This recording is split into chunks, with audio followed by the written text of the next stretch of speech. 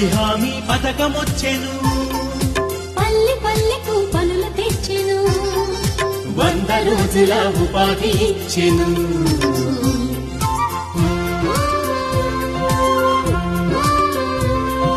వలసలు ఇకపై వలదని చెప్పెను, పల్లె వాసులకు ధీమానిచ్చెను, కనీస వేతన చట్టం తెచ్చెను.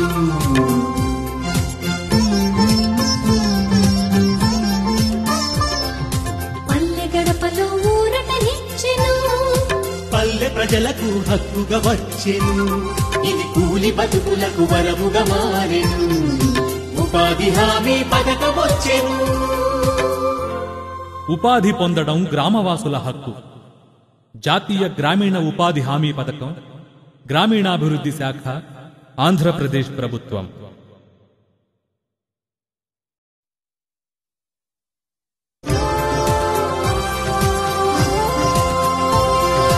ఉపాధి హామీ పథకమొచ్చెను, పల్లె పల్లెకు పనులు తెచ్చెను, 100 రోజుల ఉపాధి ఇచ్చెను.